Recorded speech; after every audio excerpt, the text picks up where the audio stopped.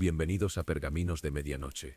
En la oscuridad antes del alba, un jardín llora. Las gotas no son de rocío sino de sangre, sudor mezclado con agonía, mientras un hombre ora con tal intensidad que su cuerpo tiembla. A pocos metros, sus amigos más cercanos duermen, ajenos a la batalla cósmica que se libra en el alma de su maestro. En unas horas, ese mismo hombre colgará entre el cielo y la tierra, abandonado, torturado, muriendo la muerte más vergonzosa que Roma puede infligir. Pero 3 días después, una tumba vacía proclamará lo imposible. La muerte misma ha sido derrotada. Esta es la historia más oscura y más luminosa jamás contada. El viernes que llamamos santo y el domingo que cambió todo para siempre. Hola querido amigo, querida amiga, gracias por regresar a este espacio de quietud, por elegir la paz por encima del ruido. Esta noche, vamos a caminar juntos por el valle más profundo, y luego escalar hasta el pico más alto de toda la narrativa humana. No será un camino fácil. Habrá momentos de oscuridad intensa, de dolor que duele incluso escucharlo. Pero prometo que no nos quedaremos en la oscuridad, porque después del viernes viene el domingo, y el domingo trae consigo la luz más brillante que el mundo jamás haya visto. Ahora sí, encuentra ese lugar cómodo, ajusta tu almohada, deja que tus hombros caigan, afloja la mandíbula, respira profundo, lento, dejando salir con el aire todas las tensiones del día. Esta noche, vamos a explorar la crucifixión y resurrección de Jesús. No la versión sanitizada que a veces escuchamos, sino la historia completa, cruda en su dolor, gloriosa en su triunfo. Vamos a estar con Jesús en el jardín de Getsemaní, lo seguiremos a través de los juicios injustos, caminaremos con él por la vía dolorosa, nos pararemos al pie de la cruz, y finalmente, sentiremos el asombro electrizante de la tumba vacía. Este es el corazón del Evangelio. Este es el momento por el cual Jesús nació en ese pesebre en Belén. Todo su ministerio, cada milagro, cada enseñanza, cada paso, estaba dirigiéndose hacia este momento. Y en estos eventos, en esta semana que llamamos Santa, Dios reveló de una vez por todas cuánto nos ama, y hasta dónde está dispuesto a ir para traernos de vuelta a casa. Si te gusta la idea, y sientes que este es tu lugar para encontrar un poco de paz, me encantaría que te unieras a nuestra comunidad. Suscríbete al canal, y dale un me gusta para que estas historias lleguen a más gente que las necesite. Y por favor, déjame un comentario contándome desde qué país me estás escuchando. Es increíble ver hasta dónde viajan estos relatos. Ahora sí, cierra los ojos y acompáñame. Para entender verdaderamente lo que sucedió en esos días finales, necesitamos retroceder apenas unas horas antes de Getsemaní. Era jueves por la noche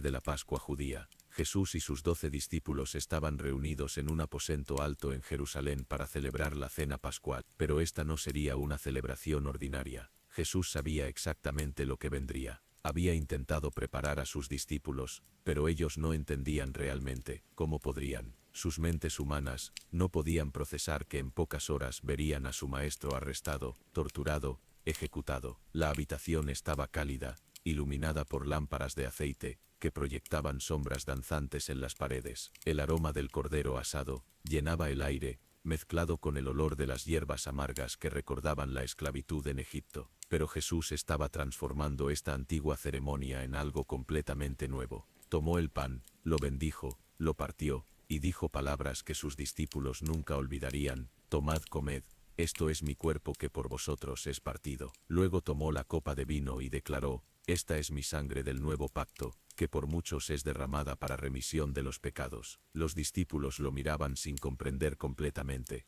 Jesús estaba hablando de su cuerpo, siendo partido, de su sangre, siendo derramada. Estaba instituyendo un nuevo pacto, no basado en la sangre de corderos, sino en su propia sangre. Era el cordero pascual definitivo, el sacrificio que pondría fin a todos los sacrificios. Durante esa cena, Jesús les lavó los pies a sus discípulos, una tarea reservada para los esclavos más bajos. Pedro protestó, sintiéndose incómodo con ver a su maestro arrodillado ante él con una toalla y una vasija de agua. Pero Jesús insistió: si yo, el Señor y el Maestro, he lavado vuestros pies, vosotros también debéis lavaros los pies los unos a los otros. Estaba modelando el tipo de amor que esperaba de ellos, humilde, servicial, dispuesto a ensuciarse las manos por los demás. Pero había una sombra oscura en la habitación. Judas Iscariote, uno de los 12, ya había hecho un trato con los líderes religiosos para traicionar a Jesús por 30 piezas de plata. Jesús lo sabía. En medio de la cena, declaró abiertamente: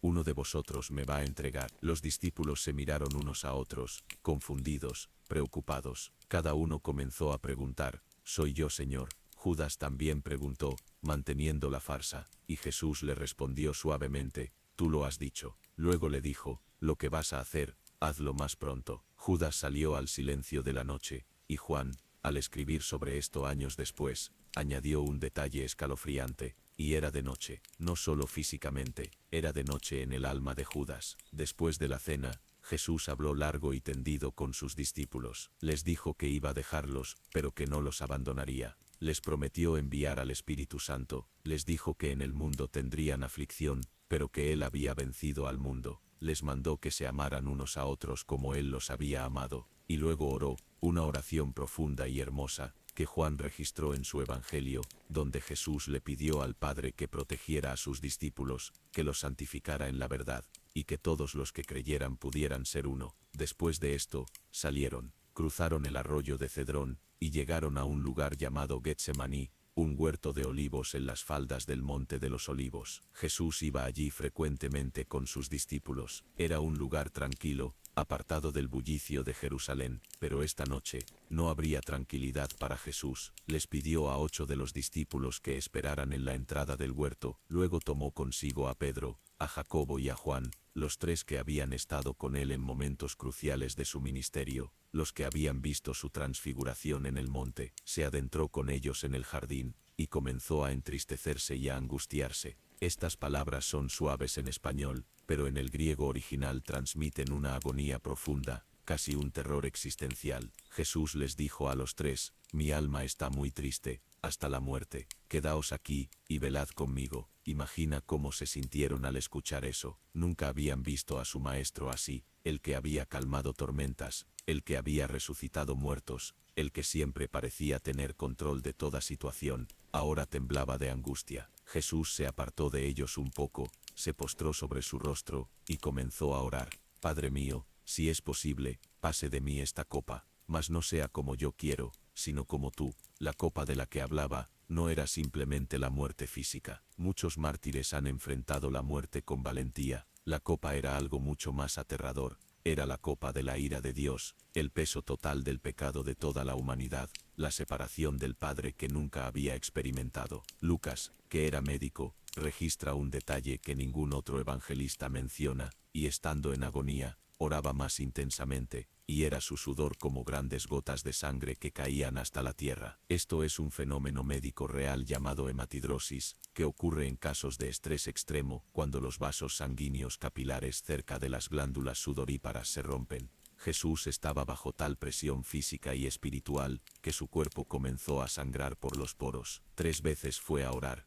y 3 veces regresó para encontrar a Pedro, Jacobo y Juan durmiendo. Estaban agotados emocional y físicamente, y sus ojos se cerraban a pesar de sus mejores intenciones. Jesús le dijo a Pedro, «Así que no habéis podido velar conmigo una hora. Velad y orad, para que no entréis en tentación. El espíritu a la verdad está dispuesto, pero la carne es débil». No los condenó con dureza. Entendía la debilidad humana, pero debió sentirse profundamente solo en el momento más oscuro de su vida. En algún momento durante esas horas de agonía, un ángel apareció del cielo para fortalecerlo. Piensa en eso. El Hijo de Dios, segunda persona de la Trinidad, necesitaba fortaleza angélica para enfrentar lo que venía. Esto nos dice algo sobre cuán terrible era realmente lo que estaba a punto de experimentar. Finalmente, Jesús había luchado su batalla y emergido victorioso. Cuando regresó la tercera vez donde sus discípulos, su tono había cambiado. «Dormid ya, y descansad.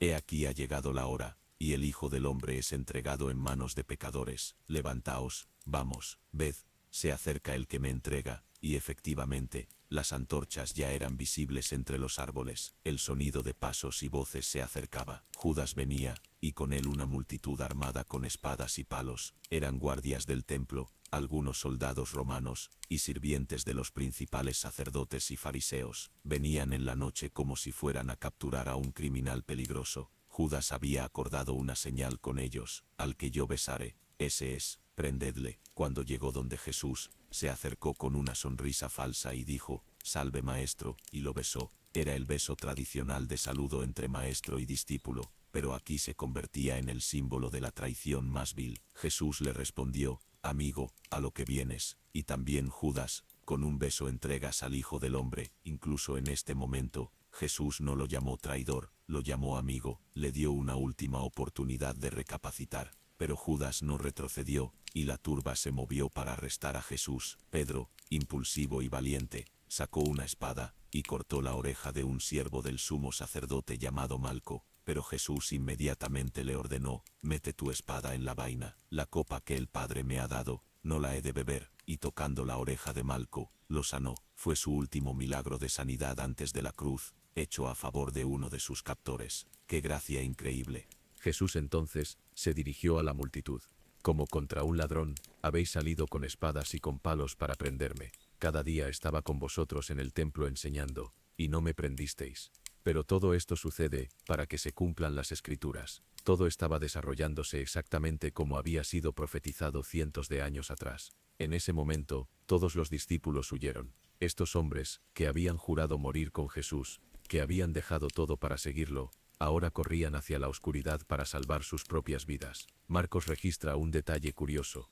Un joven los seguía, cubierto solo con una sábana, y cuando intentaron agarrarlo, dejó la sábana y huyó desnudo. Muchos creen que este joven era el mismo Marcos, insertando discretamente su propio testimonio en la narrativa. Jesús quedó solo, rodeado de enemigos, con las manos atadas. Lo condujeron primero a Anás, el ex sumo sacerdote que aún mantenía enorme influencia. Luego lo llevaron a Caifás, el sumo sacerdote actual. Era pasada la medianoche ahora, mientras dentro de la casa de Caifás se reunía apresuradamente el Sanedrín, el consejo gobernante de los judíos. Afuera en el patio, algo doloroso estaba sucediendo. Pedro, después de huir inicialmente, había recuperado suficiente coraje para regresar. Seguía a distancia, mezclándose con la multitud. En el patio de la casa del sumo sacerdote, se sentó junto al fuego con los guardias y siervos, tratando de parecer invisible. Pero una sirvienta lo miró fijamente y dijo: también este estaba con Jesús el Nazareno.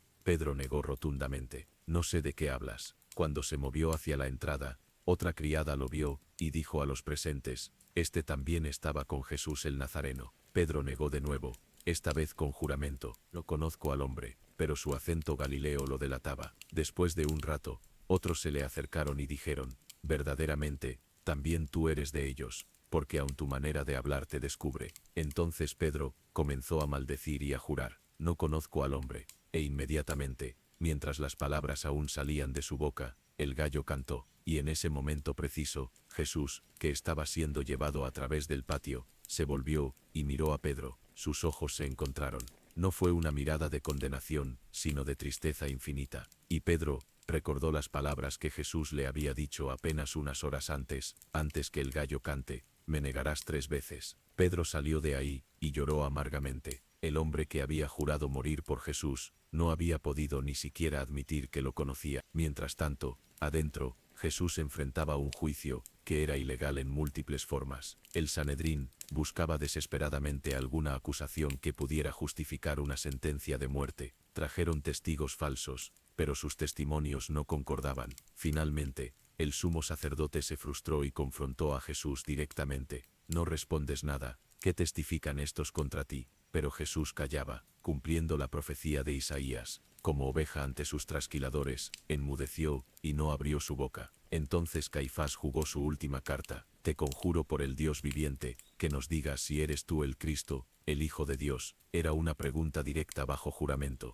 Y Jesús respondió: tú lo has dicho. Y además os digo, que desde ahora veréis al Hijo del Hombre sentado a la diestra del poder de Dios, y viniendo en las nubes del cielo. Caifás rasgó sus vestiduras, una señal dramática de horror ante lo que consideraba blasfemia. Ha blasfemado. ¿Qué más necesidad tenemos de testigos? He aquí, ahora mismo habéis oído su blasfemia. ¿Qué os parece? Y todos respondieron: es reo de muerte. Entonces comenzó el abuso. Algunos comenzaron a escupirle en el rostro, otros lo golpeaban con los puños, le cubrieron la cara y lo golpeaban diciendo: profetízanos, Cristo, ¿quién es el que te golpeó? Imagina al creador del universo siendo golpeado, escupido, burlado por su propia creación, y él lo tomó todo en silencio, absorbiendo la violencia, la crueldad, el odio. Cuando amaneció el viernes, El Sanedrín se reunió formalmente para ratificar su decisión, pero tenían un problema. Bajo la ocupación romana, los judíos no tenían autoridad para ejecutar a nadie, necesitaban que los romanos lo hicieran, así que llevaron a Jesús a Poncio Pilato, el gobernador romano de Judea. Pilato era un hombre cínico y político, no tenía amor por los judíos a quienes gobernaba, y ciertamente no le importaban sus disputas religiosas. Cuando le presentaron a Jesús y comenzaron a acusarlo, Pilato inmediatamente vio a través de la situación, sabía que por envidia lo habían entregado. Las acusaciones que presentaban eran políticas.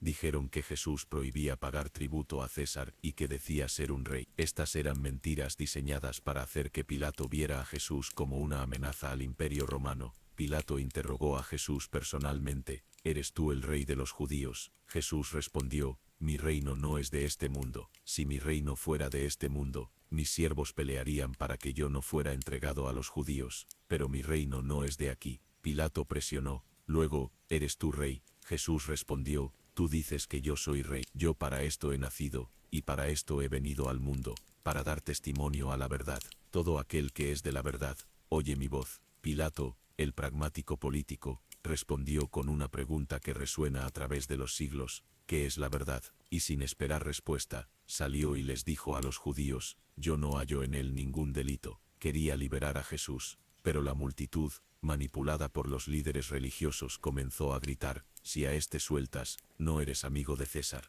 Todo el que se hace rey, a César se opone. Pilato intentó varias maniobras para escapar de este dilema. Cuando supo que Jesús era Galileo, lo envió a Herodes Antipas, el gobernante de Galilea, que estaba en Jerusalén para la Pascua. Herodes estaba emocionado de ver a Jesús, había oído tanto sobre él, esperaba verlo hacer algún milagro. Lo interrogó con muchas palabras, pero Jesús no le respondió nada. Herodes y sus soldados se burlaron de él, lo vistieron con una ropa espléndida en burla de su supuesta realeza, y lo devolvieron a Pilato. Pilato entonces tuvo otra idea. Había una costumbre de liberar a un prisionero durante la Pascua. Había en prisión un hombre llamado Barrabás, un insurrecto y asesino. Pilato le ofreció a la multitud la elección: ¿a quién queréis que os suelte? ¿A Barrabás o a Jesús, que se llama el Cristo? Seguramente elegirían al maestro pacífico sobre el asesino violento, pero no fue así. Manipulados por los principales sacerdotes, la multitud gritó: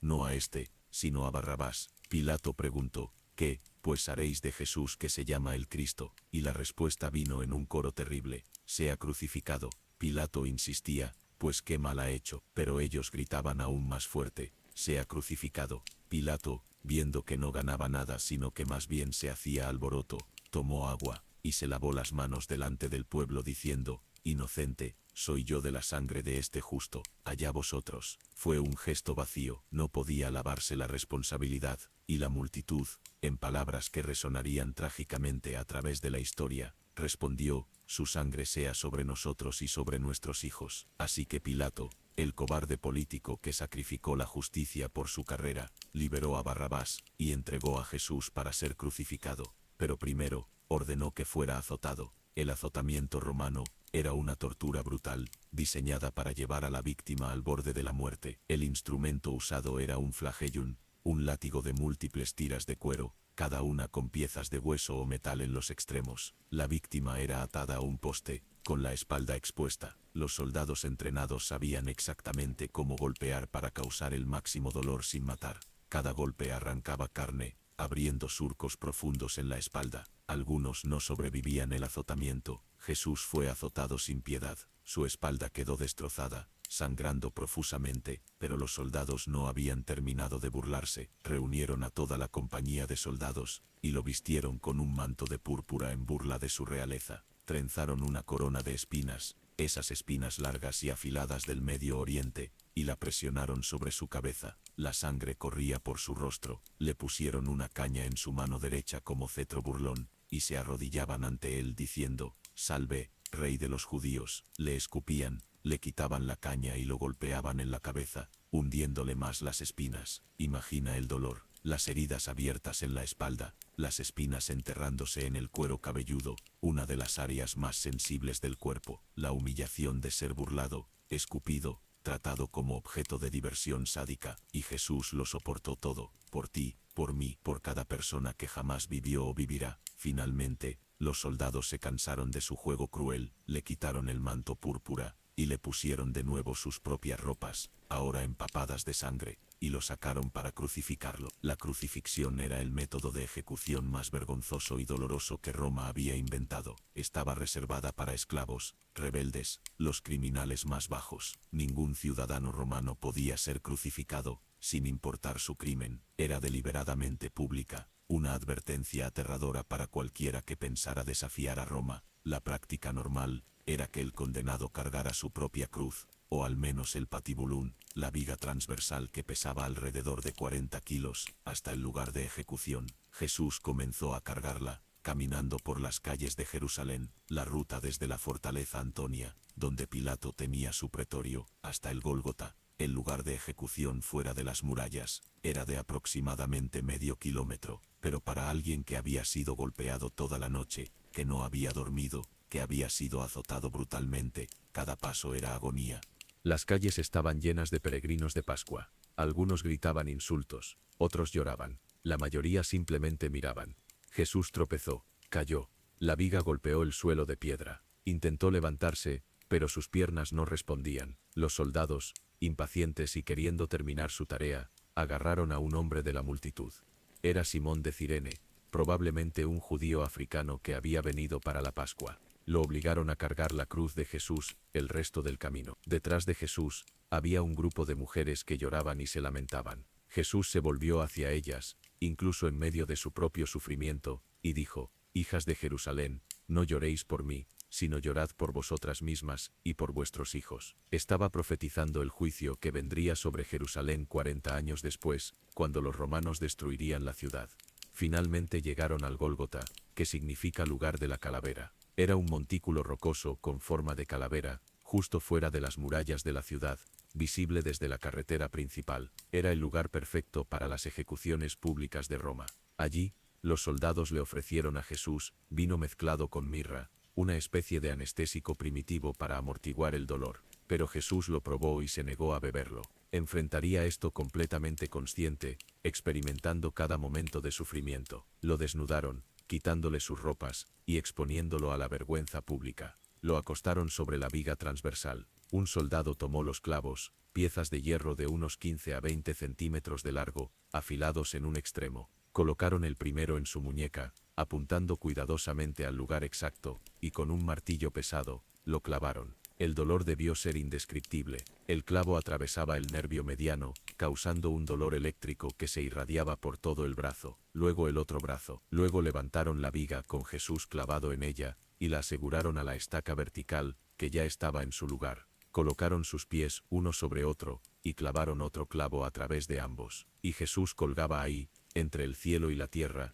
desnudo, sangrando, agonizando. Y sus primeras palabras no fueron de maldición ni de queja. Fueron: «Padre, perdónalos, porque no saben lo que hacen». Incluso mientras lo crucificaban, oraba por el perdón de sus verdugos. Pilato había ordenado que pusieran un título sobre la cruz: «Jesús Nazareno, Rey de los Judíos». Estaba escrito en hebreo, griego y latín, los 3 idiomas principales de esa región. Los principales sacerdotes protestaron, diciendo que debía decir que él afirmaba ser rey. Pero Pilato, en un raro momento de firmeza, respondió: «Lo que he escrito, he escrito». Crucificaron a 2 criminales con Jesús, uno a cada lado. Así se cumplía la profecía, y fue contado con los pecadores. Los soldados se repartieron sus ropas, echando suertes sobre su túnica, que era tejida de una sola pieza, y valía algo. Cumpliendo el salmo, repartieron entre sí mis vestidos, y sobre mi ropa echaron suertes. La gente pasaba, y lo injuriaban,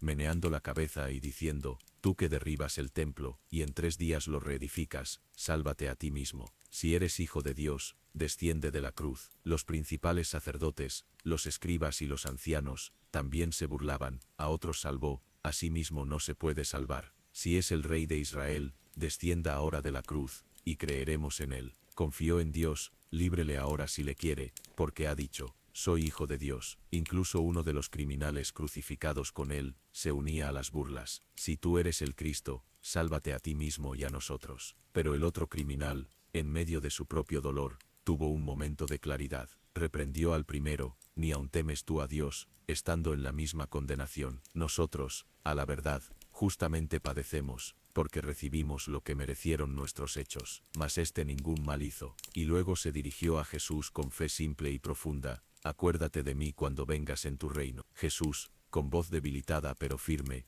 le respondió: de cierto te digo, que hoy estarás conmigo en el paraíso. Incluso en la cruz, Jesús estaba salvando. Al pie de la cruz, estaban algunas mujeres valientes que se negaban a abandonarlo. María, su madre, experimentando la espada que atravesaría su alma, que Simeón había profetizado 33 años atrás. María Magdalena, que Jesús había liberado de 7 demonios. María, la esposa de Cleofas. Y Juan, el único de los 12 que tuvo el coraje de estar ahí. Jesús, viendo a su madre y a Juan, hizo provisión para ella. Mujer, he ahí tu hijo, le dijo a María, y a Juan, he ahí tu madre. Desde ese momento, Juan la acogió en su casa. Incluso muriendo, Jesús cuidaba de su madre. La crucifixión era una muerte lenta por asfixia. Colgando de los brazos, el peso del cuerpo hacía casi imposible inhalar.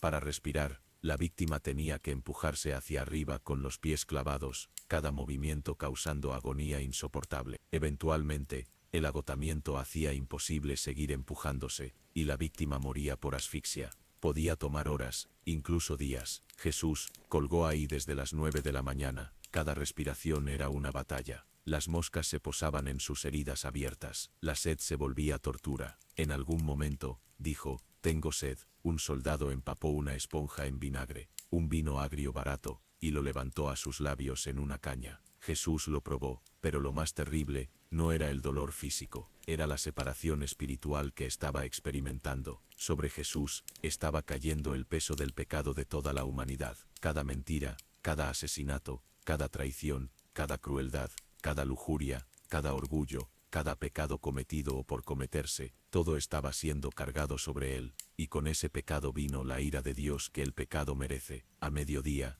algo asombroso sucedió. El cielo comenzó a oscurecerse. No era un eclipse solar. Eso es imposible durante la Pascua que sucede en luna llena. Era una oscuridad sobrenatural. Desde las 12 del mediodía hasta las 3 de la tarde, las tinieblas cubrieron toda la tierra. Era como si la creación misma se negara a presenciar lo que estaba sucediendo, o tal vez era Dios el Padre, volteando su rostro, porque no podía mirar el pecado que su Hijo estaba cargando. Y entonces, alrededor de las 3 de la tarde, Jesús gritó con voz fuerte: Elí, Elí, lama sabactani, que significa: Dios mío, ¿por qué me has desamparado? Era una cita del Salmo 22, pero era más que eso. Era el grito de agonía de alguien experimentando por primera vez en toda la eternidad la separación del Padre. La Trinidad, unida desde antes del tiempo, estaba experimentando una ruptura. El Padre estaba derramando su ira sobre el Hijo que cargaba nuestro pecado, y Jesús, en su humanidad,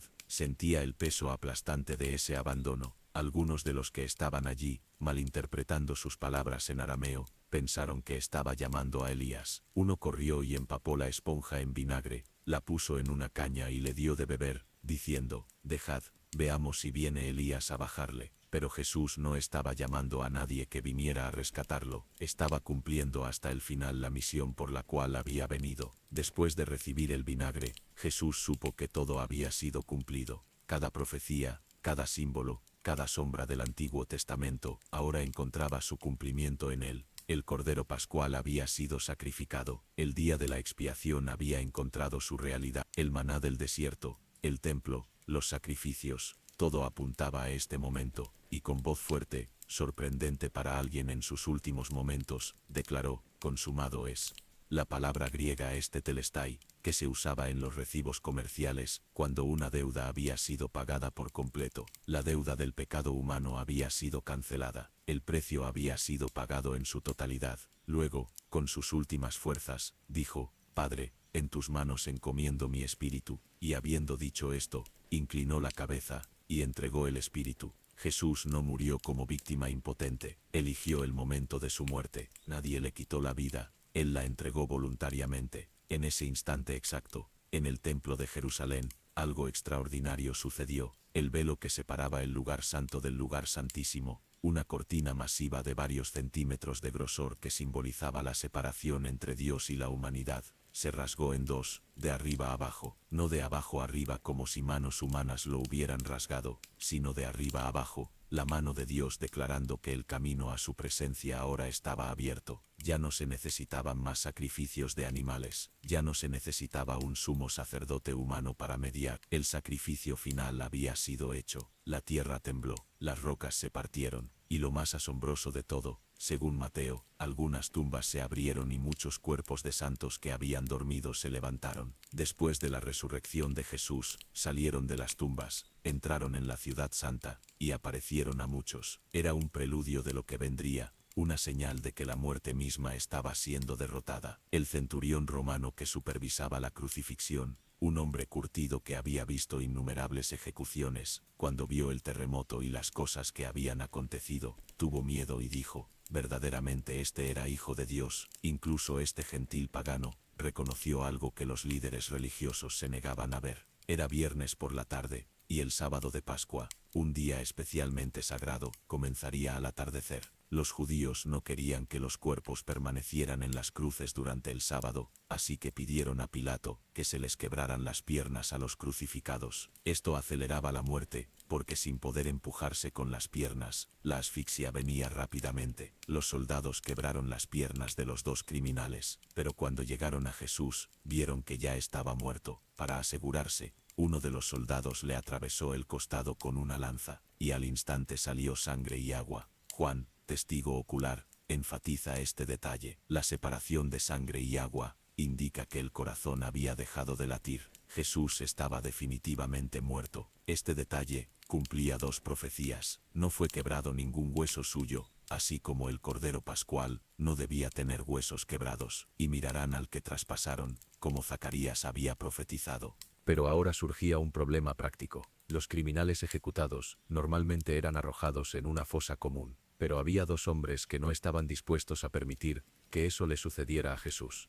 Uno era José de Arimatea, miembro del Sanedrín, pero discípulo secreto de Jesús. Era un hombre rico y bueno que no había consentido en el consejo y los hechos de los demás. Reuniendo coraje, fue a Pilato y pidió el cuerpo de Jesús. Pilato se sorprendió de que Jesús ya hubiera muerto, pero después de confirmar con el centurión, le concedió el cuerpo a José. El otro hombre era Nicodemo, también miembro del Sanedrín, el que había venido a Jesús de noche al principio de su ministerio. Trajo una mezcla de mirra y áloes, como 30 kilos, una cantidad extravagante, apropiada para un rey. Estos dos hombres, que habían sido discípulos secretos por miedo a los judíos, ahora en la muerte de Jesús, encontraron el valor para declararse públicamente. Bajaron el cuerpo de Jesús de la cruz con cuidado. Las mujeres que habían estado al pie de la cruz observaban a distancia. José y Nicodemo envolvieron el cuerpo en lienzos de lino fino, con las especias, según la costumbre judía de sepultura. José tenía un sepulcro nuevo, cavado en la roca en un huerto cerca del lugar de la crucifixión, donde aún no habían puesto a nadie. Era su propia tumba, preparada para él mismo, pero la ofreció para Jesús. Y debido a la prisa, porque el sábado estaba por comenzar, pusieron a Jesús allí. Rodaron una piedra grande a la entrada del sepulcro y se fueron. María Magdalena y la otra María se quedaron sentadas frente al sepulcro, observando, sin querer irse, como si su presencia de alguna manera acompañara al maestro que amaban incluso en la muerte. Eventualmente, cuando la oscuridad cayó y el sábado comenzó, ellas también tuvieron que irse. El sábado debió ser el día más largo de sus vidas. Los discípulos estaban escondidos, aterrorizados de que los que habían crucificado a Jesús vinieran ahora por ellos. Sus sueños estaban destrozados. El hombre en quien habían puesto todas sus esperanzas estaba muerto. Algunos de ellos probablemente estaban haciendo planes para volver a sus antiguas vidas. Pedro tal vez pensaba en regresar a la pesca. ¿Cómo podrían seguir adelante después de esto? Las mujeres pasaron el sábado preparando más especias y ungüentos para terminar de preparar apropiadamente el cuerpo de Jesús. Habían hecho un trabajo apresurado el viernes, debido al tiempo limitado. Querían honrarlo apropiadamente. Mientras tanto, los principales sacerdotes y los fariseos estaban inquietos. Fueron a Pilato el sábado, y le dijeron, «Señor, nos acordamos que aquel engañador dijo, viviendo aún después de 3 días resucitaré. Manda pues, que se asegure el sepulcro hasta el tercer día, no sea que vengan sus discípulos de noche, y lo hurten, y digan al pueblo, resucitó de entre los muertos, y será el postrer error peor que el primero». Pilato les dijo, «Ahí tenéis una guardia, id». aseguradlo como sabéis. Fueron y aseguraron el sepulcro, sellando la piedra y poniendo la guardia. Piensa en la ironía. Sellaron la tumba y pusieron guardias para asegurarse de que el cuerpo permaneciera dentro. Pero ningún sello humano, ninguna guardia romana, podría mantener a la vida misma contenida en una tumba. Porque mientras el mundo dormía, mientras los discípulos lloraban, mientras los enemigos de Jesús celebraban su victoria, algo estaba sucediendo en las profundidades espirituales que el ojo humano no podía ver.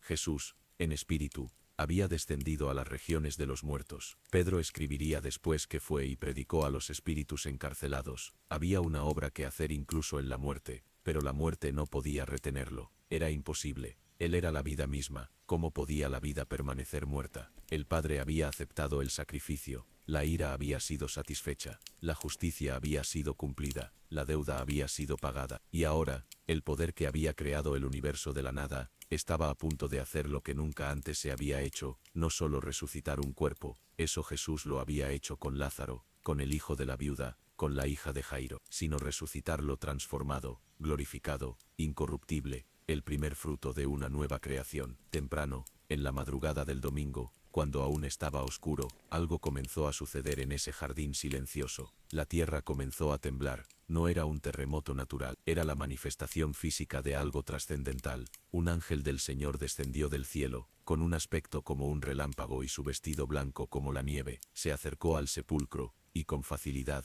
como quien quita una miga de pan de una mesa, removió la piedra que había sido sellada, y se sentó sobre ella. Los guardias, soldados romanos entrenados para no temer nada, temblaron de miedo ante él y quedaron como muertos. Cuando recuperaron el control de sus cuerpos, huyeron aterrorizados hacia la ciudad para reportar lo que había sucedido, pero la piedra no fue removida para dejar salir a Jesús, ya había salido. La piedra fue removida para dejar entrar a los que venían, para que pudieran ver que la tumba estaba vacía. María Magdalena salió, cuando aún estaba oscuro. No podía esperar más. Su corazón estaba roto por el hombre que la había liberado, que la había tratado con dignidad y respeto, cuando el mundo la despreciaba. Las otras mujeres venían con ella, María la madre de Jacobo, Salomé, Juana, traían las especias aromáticas que habían preparado. Mientras caminaban, se preguntaban entre ellas, ¿quién nos removerá la piedra de la entrada del sepulcro? Era una preocupación legítima.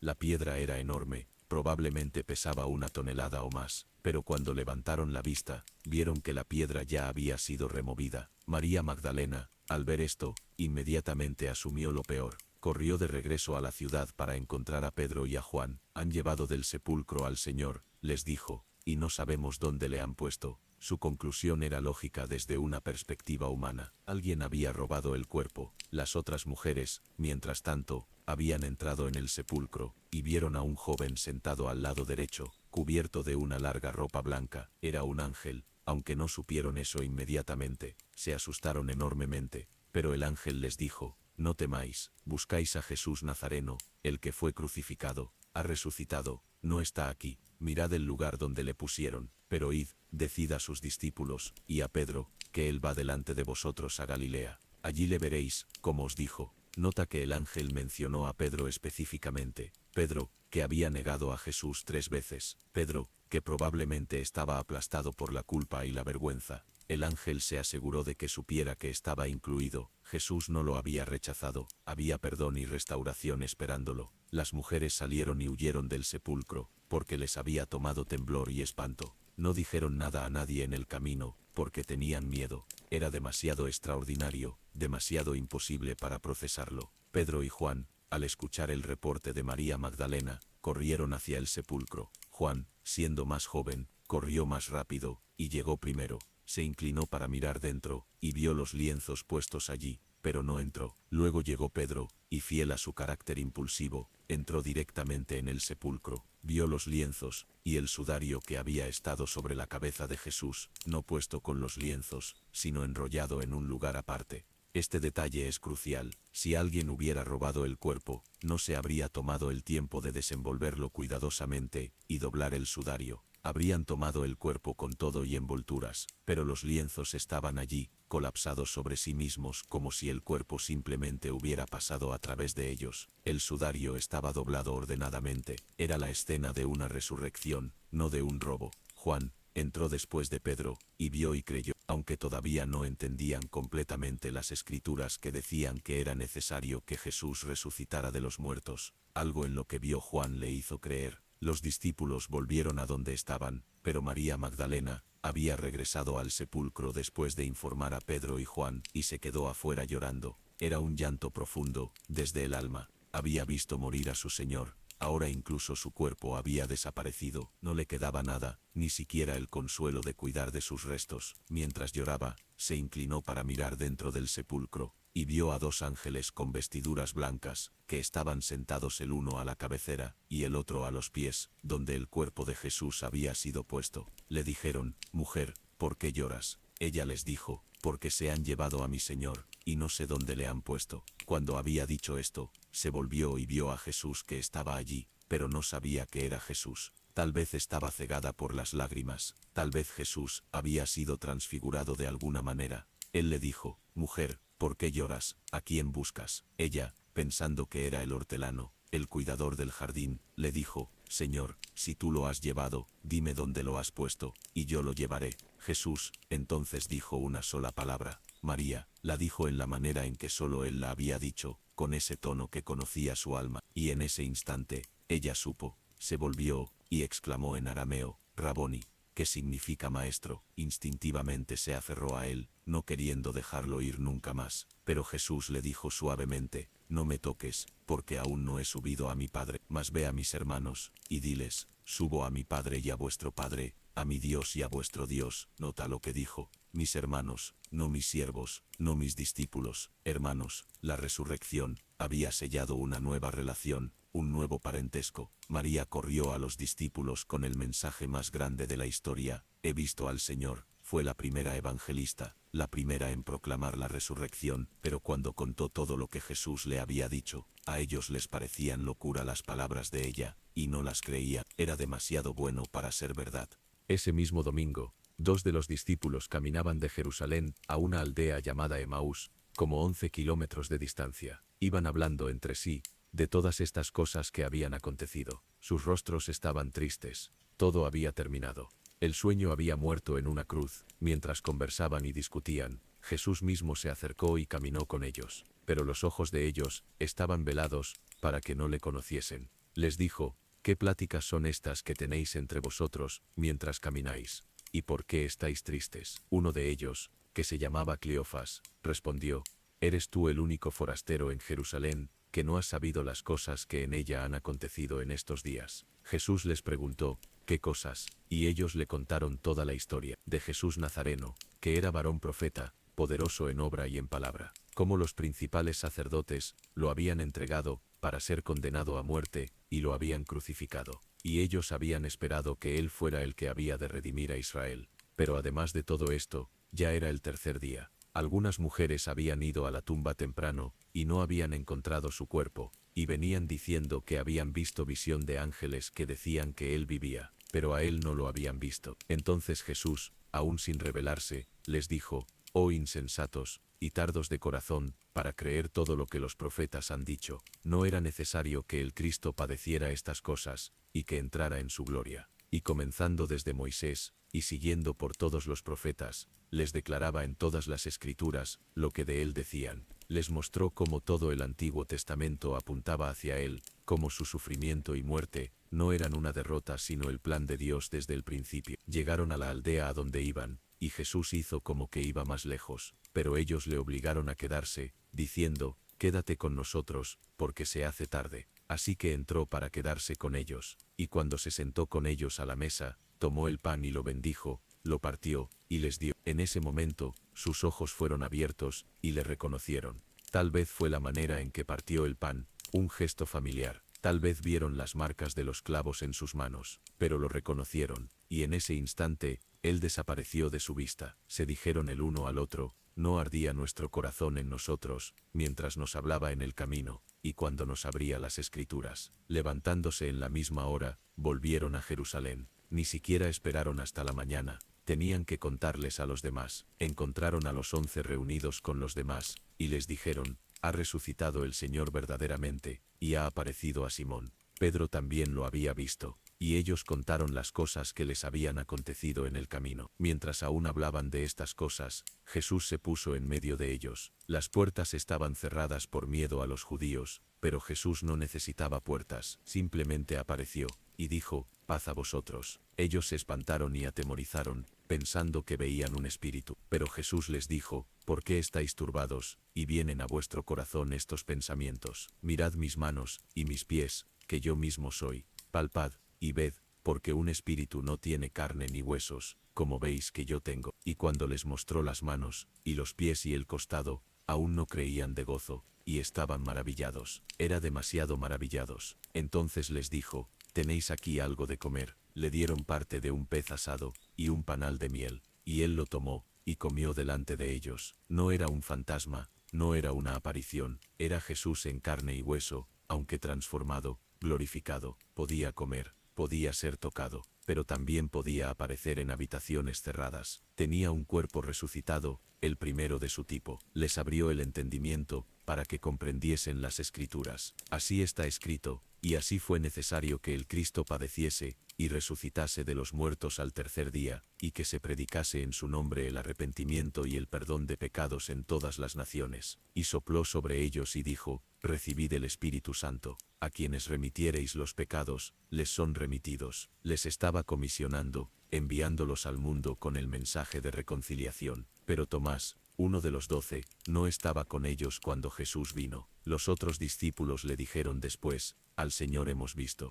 Pero Tomás, escéptico y herido, dijo, «Si no viere en sus manos la señal de los clavos, y metiere mi dedo en el lugar de los clavos, y metiere mi mano en su costado, no creeré». Necesitaba evidencia física. No culpemos a Tomás. Había visto morir a su esperanza en una cruz. No iba a permitir que se la arrebataran de nuevo con historias que parecían demasiado buenas para ser verdad. 8 días después, los discípulos estaban dentro otra vez, y Tomás con ellos. Llegó Jesús, las puertas cerradas, y se puso en medio y les dijo, «Paz a vosotros». Luego dijo a Tomás, «Pon aquí tu dedo, y mira mis manos, y acerca tu mano, y métela en mi costado, y no seas incrédulo, sino creyente». Jesús había escuchado las palabras de Tomás, sabía exactamente lo que necesitaba, le ofrecía precisamente la evidencia que había pedido. Tomás, abrumado, cayó de rodillas y exclamó, «Señor mío, y Dios mío». Fue la confesión de fe más clara en los evangelios. Reconoció, no solo que Jesús era el Mesías, sino que era Dios mismo. Jesús le dijo, «Porque me has visto,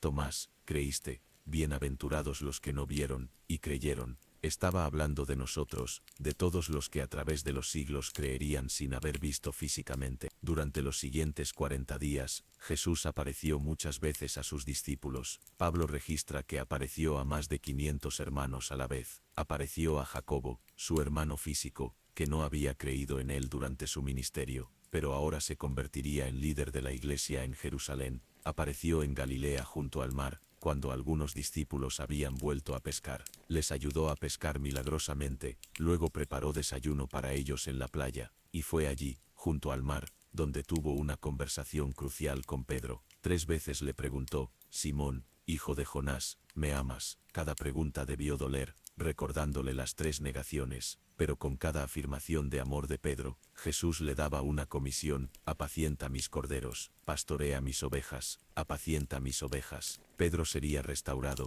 no solo perdonado sino comisionado. El que había caído tan bajo, sería usado grandemente. Finalmente, 40 días después de la resurrección, Jesús los reunió en el Monte de los Olivos, cerca de Betania. Les dio sus últimas instrucciones: «Toda potestad me es dada en el cielo y en la tierra. Por tanto, id, y haced discípulos a todas las naciones, bautizándolos en el nombre del Padre, y del Hijo, y del Espíritu Santo, enseñándoles que guarden todas las cosas que os he mandado. Y he aquí yo estoy con vosotros todos los días, hasta el fin del mundo». Les dijo que esperaran en Jerusalén, hasta que fueran investidos de poder desde lo alto. «Recibiréis poder, cuando haya venido sobre vosotros el Espíritu Santo, y me seréis testigos en Jerusalén, en toda Judea, en Samaria, y hasta lo último de la tierra». Y habiendo dicho estas cosas, viéndolo ellos, fue alzado, y le recibió una nube que le ocultó de sus ojos. Subió al cielo, regresando al Padre, pero no como había estado antes de la encarnación. Subió como el Dios hombre, llevando consigo nuestra humanidad glorificada. En el trono del universo, ahora se sienta alguien que sabe lo que es ser humano, que tiene cicatrices en sus manos, y pies y costado que llevarán por toda la eternidad.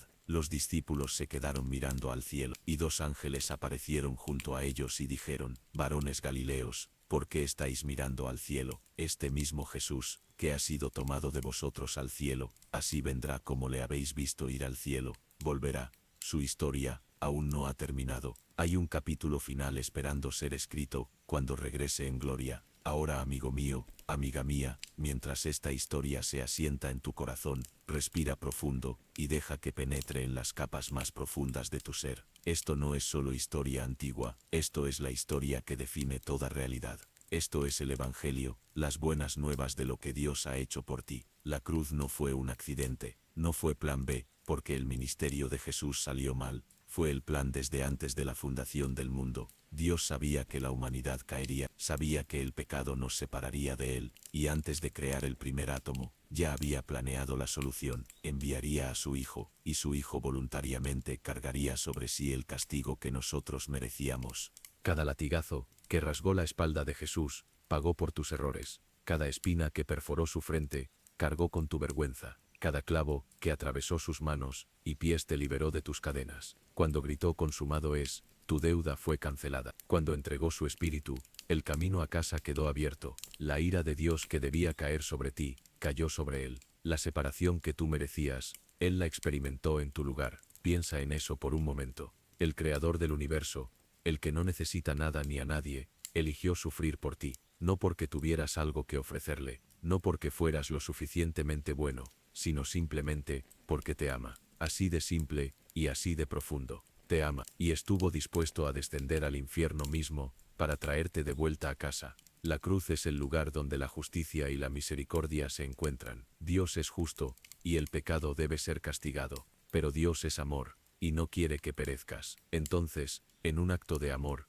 imposible de comprender completamente, Dios mismo absorbió su propia ira. El Hijo tomó el castigo para que tú pudieras recibir el perdón. Fue castigado para que tú pudieras ser perdonado. Fue rechazado para que tú pudieras ser aceptado. Murió para que tú pudieras vivir. Y la tumba vacía es la prueba de que funcionó. Si Jesús hubiera permanecido en la tumba, significaría que la muerte fue más fuerte que él, que el pecado ganó, que el sacrificio no fue suficiente. Pero la tumba está vacía. La muerte no pudo retenerlo. El pecado no pudo vencerlo. El infierno no pudo contenerlo. Resucitó, y su resurrección es la garantía de todo lo que prometió. Porque Él vive, tú también vivirás. Porque Él venció la muerte no tiene la última palabra sobre ti. Un día, si has puesto tu confianza en Él, tú también resucitarás. Este cuerpo que envejece, que se cansa, que duele, que eventualmente morirá, será transformado. Te levantarás con un cuerpo glorificado como el de Jesús, incorruptible, poderoso, espiritual, pero aún físico, y vivirás para siempre en un mundo renovado, donde no habrá más llanto, ni dolor, ni muerte. La resurrección también valida todo lo que Jesús dijo. Si hubiera permanecido muerto, podríamos descartarlo como otro maestro religioso bien intencionado, pero equivocado, pero resucitó. Lo que dijo sobre sí mismo era verdad. Es el camino, la verdad y la vida, es la luz del mundo, es el buen pastor, es el pan de vida, es la resurrección y la vida. Todas sus afirmaciones fueron validadas por la tumba vacía, y la resurrección cambia cómo vivimos ahora. No estamos esperando pasivamente la muerte como el final inevitable, estamos esperando activamente la resurrección como la promesa segura. Pablo escribió: si el espíritu de aquel que levantó de los muertos a Jesús mora en vosotros, el que levantó de los muertos a Cristo, Jesús vivificará también vuestros cuerpos mortales por su espíritu que mora en vosotros. El mismo poder que resucitó a Jesús está disponible para ti ahora, para vivir, para vencer, para transformarte. Cada domingo cuando te despiertas, puedes recordar que es el día de la resurrección. No es solo otro día, es el día que proclama que Jesús vive, y porque Él vive, toda tu semana puede ser vivida en el poder de la resurrección. Los lunes no tienen que ser días de derrota. Los miércoles no tienen que ser días de agotamiento, porque el que venció la muerte camina contigo, vive en ti, te fortalece. Cuando enfrentas pruebas y dificultades, La cruz te recuerda que Dios entiende el sufrimiento. No es un Dios distante que nunca ha experimentado dolor. Es un Dios que fue torturado, abandonado, ejecutado. Conoce tus lágrimas porque Él las derramó. Conoce tu angustia porque la experimentó. Conoce tu sensación de abandono porque gritó: Dios mío, ¿por qué me has desamparado? Puedes llevarle cualquier dolor, cualquier herida, cualquier trauma, sabiendo que Él entiende de primera mano. Y cuando enfrentas tentación y pecado, la cruz te recuerda cuán seriamente Dios toma el pecado, pero también cuán radicalmente lo perdona. El pecado no es algo trivial, costó la vida del Hijo de Dios, pero tampoco es algo que te defina permanentemente. Has sido perdonado en la cruz. Cuando caes, puedes levantarte. Cuando fallas, puedes empezar de nuevo, no porque seas fuerte, sino porque Él es misericordioso, no porque lo merezcas, sino porque Él ya pagó el precio. La cruz también destruye cualquier base para la arrogancia religiosa o el orgullo espiritual. Nadie puede pararse frente a la cruz y decir: yo lo merecía. Nadie puede decir: yo lo gané. Todos estamos ahí en el mismo nivel, pecadores necesitados de un Salvador. El terreno al pie de la cruz es completamente nivelado. No importa tu trasfondo, tu educación, tus logros, todos necesitamos la misma gracia, y esa gracia está disponible para todos. Para el ladrón en la cruz, que tuvo solo momentos de fe antes de morir. Para Pedro, que negó a Jesús 3 veces. Para Pablo, que persiguió a los cristianos antes de su conversión. Para ti, sin importar lo que hayas hecho o dejado de hacer, la invitación está abierta. Ven, cree, recibe, sé perdonado, sé transformado, sé hecho nuevo. Cuando Jesús gritó consumado es, no dejó nada por hacer. No dijo: he hecho mi parte, ahora ustedes hagan la suya. No dijo: he abierto el camino parcialmente, ahora terminen el resto. Dijo: está terminado, completo, cumplido. La obra de salvación está hecha. Tu parte es simplemente recibirla por fe. Creer que lo que Jesús hizo fue suficiente, confiar en su sacrificio, no en tu bondad, descansar en su obra, no en la tuya. Esto es escandalosamente bueno, es demasiado bueno para ser una invención humana. Ninguna religión inventada por humanos diría: no puedes ganártelo, no puedes merecerlo, simplemente recíbelo como regalo. La naturaleza humana siempre quiere aportar algo, ganar algo, merecer algo, pero el Evangelio dice: está hecho. Jesús lo hizo todo, tú simplemente dices sí. Y cuando dices sí, cuando pones tu confianza en Jesús, algo milagroso sucede. No solo eres perdonado, eres adoptado, te conviertes en hijo o hija de Dios, heredero del reino, hermano o hermana de Jesús. El Espíritu Santo viene a vivir en ti, comienzas a ser transformado desde adentro, empiezas a ver las cosas de manera diferente, empiezas a querer cosas diferentes, empiezas a vivir de manera diferente, no perfectamente, no inmediatamente, pero definitivamente, progresivamente, y te unes a una familia, la Iglesia, el cuerpo de Cristo, millones de personas, a través de los siglos y alrededor del mundo, que también han sido rescatados por la cruz y transformados por la resurrección. No estás solo en este viaje, tienes hermanos y hermanas, tienes una comunidad. Tienes un lugar de pertenencia. La historia que hemos caminado juntos esta noche es la historia más importante jamás contada, pero no es solo una historia del pasado, es una historia viva. Jesús no es un personaje histórico interesante, es el Salvador vivo. No está en una tumba en Jerusalén, está en el trono del universo, y también está aquí, contigo, ahora, por su Espíritu. Emmanuel, Dios con nosotros, todavía, y un día, la historia alcanzará su culminación final. Jesús regresará, no como un bebé en un pesebre, no como un sacrificio en una cruz, sino como el Rey conquistador en toda su gloria. Cada rodilla se doblará, cada lengua confesará que Jesucristo es el Señor. Los muertos en Cristo resucitarán, los cielos y la tierra serán renovados, y viviremos en la presencia de Dios para siempre. No habrá más pecado, no más dolor, no más lágrimas, no más muerte, todo será hecho nuevo. Y cuando ese día llegue, cuando estés de pie en ese mundo renovado con tu cuerpo resucitado, cuando veas a Jesús cara a cara, cuando las cicatrices en sus manos te recuerden para siempre lo que hizo por ti, mirarás hacia atrás a todas las luchas de esta vida, y dirás: valió la pena, todo valió la pena. El sufrimiento momentáneo no se comparará con la gloria eterna, pero hasta ese día, vives por fe, caminas en esperanza, permaneces en amor, le sirves en gratitud, le sigues en obediencia, le adoras en espíritu y en verdad. y le das a conocer a otros, porque las buenas nuevas son demasiado buenas para guardárselas. Si has encontrado agua en el desierto, si has encontrado luz en la oscuridad, si has encontrado vida en medio de la muerte, tienes que contarles a otros dónde la encontraste. Esta noche, mientras te preparas para dormir, quiero que descanses en estas verdades. Jesús murió por ti, resucitó por ti, vive por ti, intercede por ti, prepara un lugar para ti, vendrá por ti. Tu vida tiene significado porque fuiste amado hasta la muerte y más allá. Tu futuro es seguro, porque está en manos de quien venció la tumba. Tu identidad está establecida, no en lo que haces sino en lo que Él hizo. No importa qué pesadas cargas hayas llevado hoy, déjalas al pie de la cruz.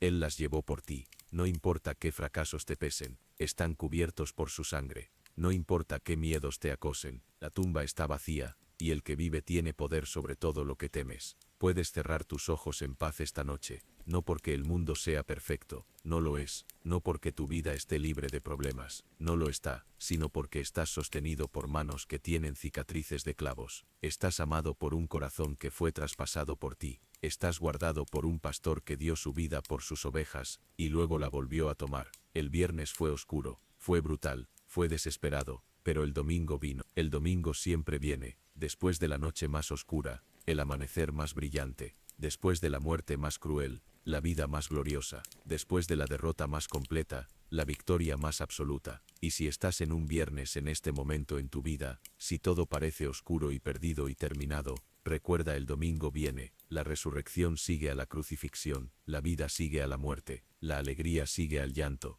el baile sigue al luto. Solo tienes que aguantar un poco más, el amanecer está cerca. Respira profundo, suelta toda tensión, deja que tu cuerpo se hunda en la comodidad de tu cama.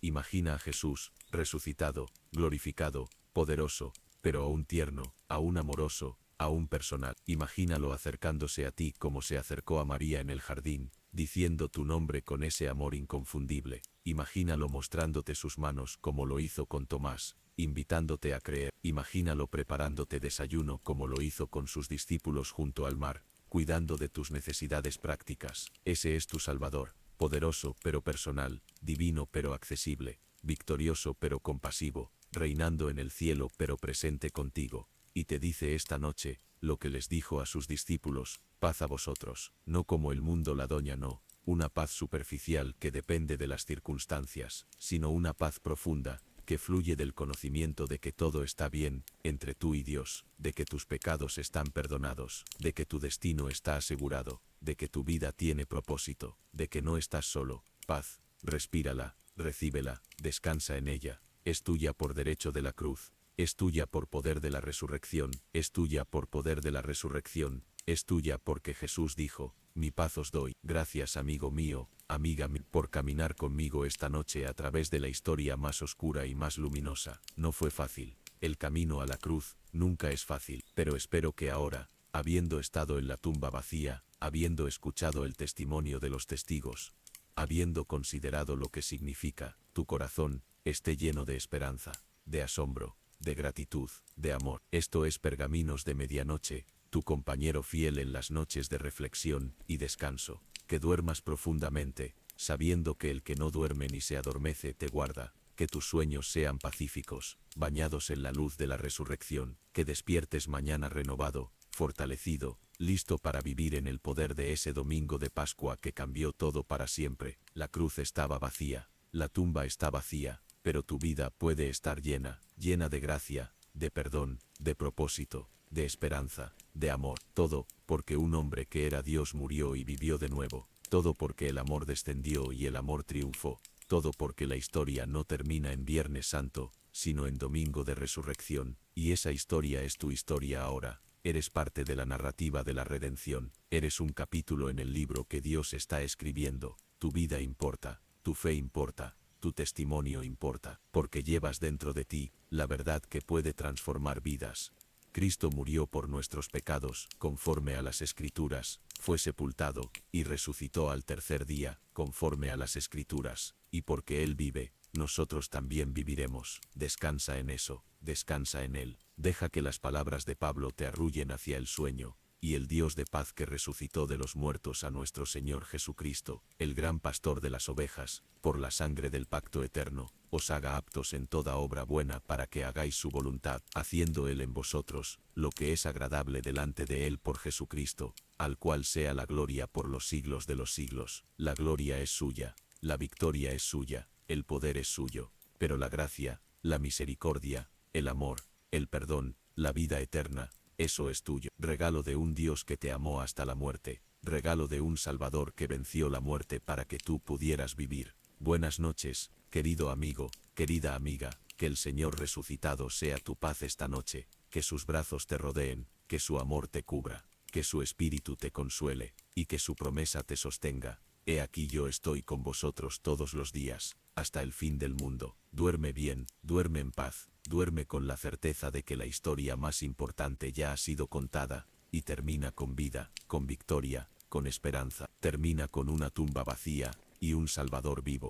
Termina con amor que venció la muerte, y ese amor es tuyo, ahora y para siempre, desde la cruz hasta la corona, desde el dolor hasta la gloria, desde la muerte hasta la vida. Ese es el camino que Jesús recorrió, y es el camino que tú recorrerás también, porque donde Él está, allí estará también su pueblo, y Él prometió, vendré otra vez, y os tomaré a mí mismo, para que donde yo estoy, vosotros también estéis. Esa es tu esperanza, esa es tu ancla, esa es la roca, sobre la cual puedes construir tu vida. No importa qué tormentas vengan, no importa qué olas golpeen, la roca permanece, Cristo permanece, su amor permanece, su verdad permanece, su poder permanece, y tú permaneces en Él, seguro, amado, perdonado, transformado, destinado para la gloria, hijo o hija del Dios Altísimo, heredero del reino eterno, templo del Espíritu Santo, parte del cuerpo de Cristo, nueva creación, luz del mundo, sal de la tierra.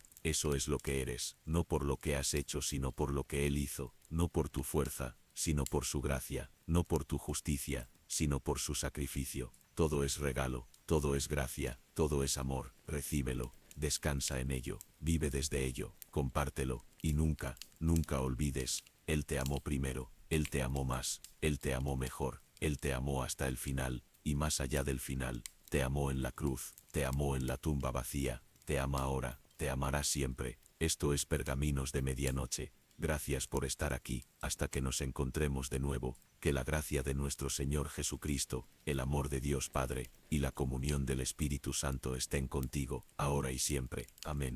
Descansa, todo está bien, Cristo ha muerto, Cristo ha resucitado, Cristo vendrá otra vez, y esa verdad es suficiente para sostenerte esta noche, y todos los días de tu vida. Buenas noches, que duermas en la paz del domingo de resurrección, porque el domingo siempre viene, siempre, y el domingo ha ganado.